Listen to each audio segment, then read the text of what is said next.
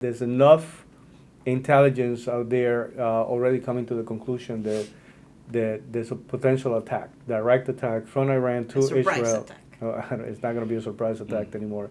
Yeah. In the next 48 hours is potentially something to be expected. To be quite honest with you, this whole idea that from the moment that this situation took place between the area of Gaza in between the Palestinian people and Israel, and the attack that took place on October 7th, and to know almost immediately that behind who were the main players. Obviously, Hamas, being the ruling party, was involved in the whole situation. Hezbollah in the neighboring side of Lebanon has been a strong supporter of Hamas.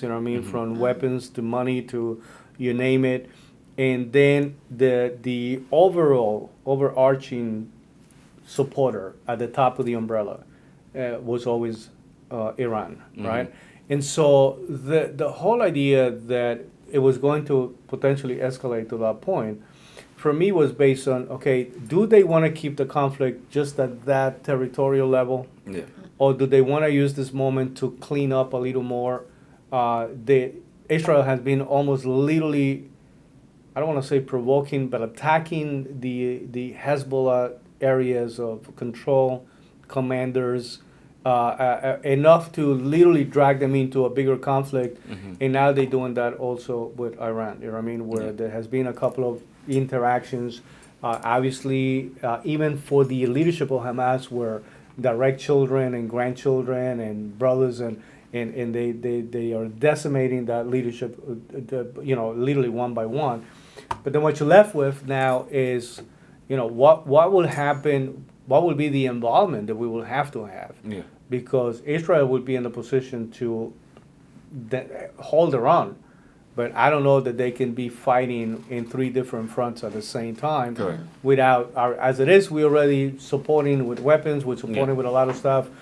But so that's one component. The second component that I want to give you is what happened just at a rally in Dearborn, Michigan. And this is the part, I have a lot of friends out of Michigan, as a matter of fact, and Muslim friends that I that I like very much, love as friends and as people. Some of them we do business with. But this is the kind of stuff where you lose me. You lose me. There's nothing that the Pope can actually say as a Catholic you're gonna find me in the corner chanting "Death to America." Yeah. Like, true. I don't agree with that shit. Yeah. I don't like, to the extent that there is absolutely nothing that will justify it. If you are inside of the United States, if you're an American citizen, or if Yeah. you're getting the benefits of being a citizen of the country, whether you were born here or became one, or you're in Yeah. the process of becoming one, and you came here precisely because you were looking for certain liberties and for certain things, and what you have concluded is that you need to be part of a group of people that are going to be chanting "Death to America," I have a problem with you. Yeah.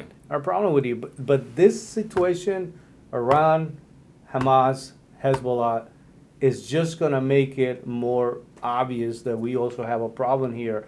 The director of the FBI, Director Ray, literally say that it's an imminent attack, like that we need to be waiting for.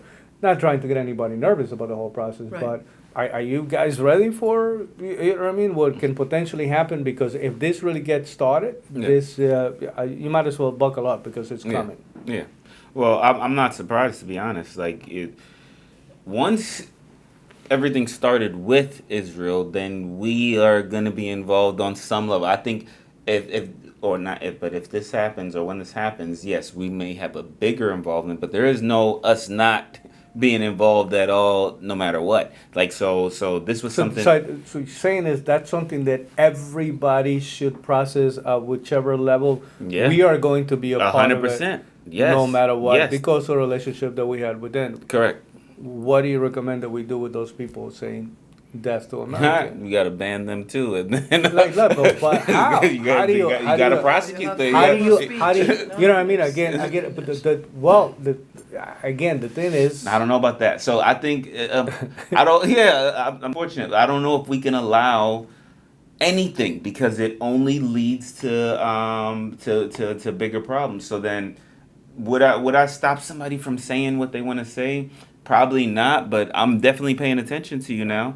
You're definitely putting yourself on a list now that now we gotta track you and pay attention to see if you are an actual American or somebody who came in the country with this wave of people who came in who's actually gonna, so that's something that you have to pay attention to. Why? Because people will die, and we want to make sure that it's not gonna be us who's dying because we weren't paying attention to those things. So it's unfortunate, but you kind of have to go that far. I love this country. And the only, and we can research this, but the only country that you can actually say death to name of the country and be in it is And America. And not be like, arrested, shot. are you know what I kidding me? mean? Killed Yeah. immediately. You know what I mean? It's like, it's America. So I love the country because of that. I believe in freedom of speech. The Everybody argument can is say, the argument is that all the people who understand that as a weakness to the country and to us will use it while at the same time calling you either racist, whatever, phobic, whatever, intolerant, whatever, to the point where they can actually flip or convert enough people to see things the way just because they are free to promote. Listen, we wouldn't accept anybody promoting the memory of Hitler. We wouldn't accept anybody promoting the memory of or the new emerging Nazi party. You know what I mean? No. That's not going to be acceptable. So why is it certain that these things are not classified? well, we're accepting people going and saying communism is the great thing. Yes, and that still has and I accept the argument on terms of the ultimate consequences they can actually have. But again, what I mean, we all collectively as a country, as people, we agree that even if somebody got a permit to go do a KKK little rally somewhere, you know what I mean, it's not something where the country is going to upset without having some kind of criminal legal consequences. If somebody does anything that will be stupid, even that has been limited to an incredible. There's no such a thing as a Nazi party that is going to come out and going to say certain things against Jews or is going to get a certain things without somebody either getting arrested or having some significant consequences. Why is it that this is not classified at the same level? Because I understand what you're saying in terms of freedom of speech, but the problem is, one thing is to say, I don't agree with what Israel is doing. One thing is to highlight that a lot of innocent people has been killed. One thing is to argue that in some cases Israel has been able to go into a better negotiating process and chose to say that's not the way we're going to do it. We're going to go after this, and that trigger what people are labeling as overwhelming force. I'm open to a lot of these things criticizing too, no? And I don't want to say that I'm okay, but I will understand a little more if what the person is saying is death to Israel. But where we are pretending or playing a game where we want to ignore is that immediately goes from death to Israel to death to America. Yeah. And it's also coming from a lot of people that are getting a lot of support from us, including the people that came into this country looking for a better life. And if you flip that and you went back to death to America in 2 seconds, bro, I don't know that I want to have that much consideration. And that's where I draw the line. Because if you are an American citizen, freedom of speech all the way. If you are a guest, if this is not your house, then you shouldn't have the right to say anything and you should be immediately deported. You know what I mean? So I say, and I agree. Even if you are an American citizen, you should be looked at. But you cannot, and I learned this from you, he said, and watching other people, because there were some arguments that I'm like, man, I hate the fact that, freedom of speech sometimes can cause something like that to happen. Yeah. But in the other hand, it's like, well, be on a list, and, what I said, there has to be a cause in order for you to, go prosecute somebody. There will be a cost for it. But if you're not a freaking American citizen, get the flip out. What are you doing talking about even attending the rally. There's right now people that were insurrectionists just because they attended a rally Yeah. in January 6th. They were nowhere near the Capitol. They were just in D.C. People that are doing time. Right. There are people in jail right now because of that. So it's like, that's and, where and, like... and the argument of freedom of speech did not hold true. valid these there. people- yeah, so yeah. so this is where like, and that's what I mean. It's like that is not congruent. If anything, there should be prosecuting these people as well.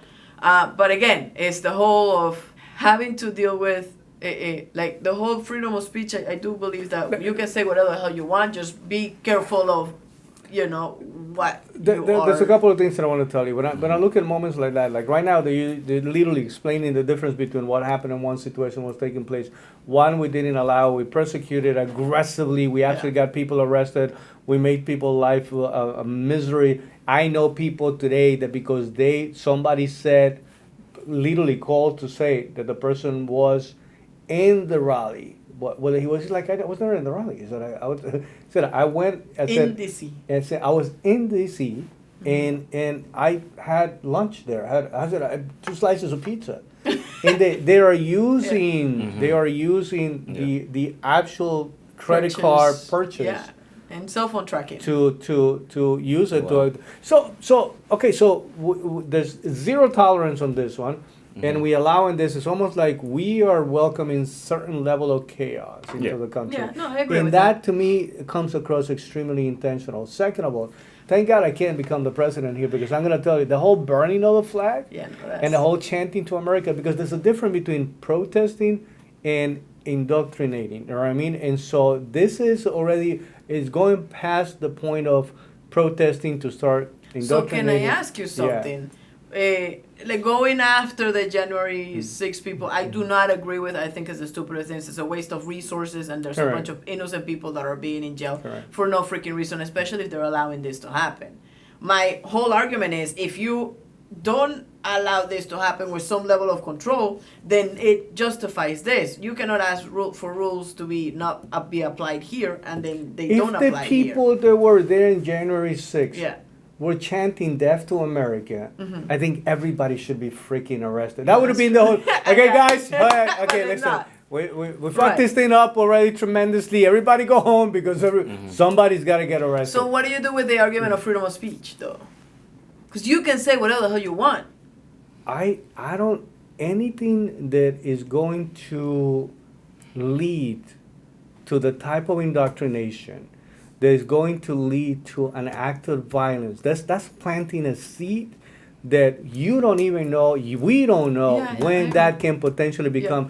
And when that way of having a conversation becomes, again, we normalizing things that were not normal. So at some point, I think that the person has the freedom to have a conversation in your house. You can call anybody whatever you want.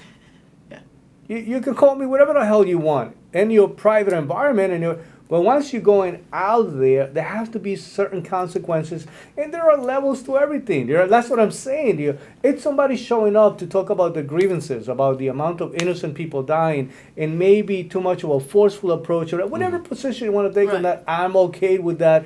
But the moment that you're saying, and by the way, we got to go back and we got to start killing those people, death to this guy, whoa. No, by the way, I agree with you. And the fact that nothing is done in that case, but there are people right now who are fighting, going broke, still dealing with something that happened, 3 years ago? It's gonna be. That's not okay, though. You know what I mean? There's something fundamentally wrong with how we approach these things. That's what I'm saying. Thank God I'm not a president. I cannot be one, because this shit I'll be like fixing in 2 seconds.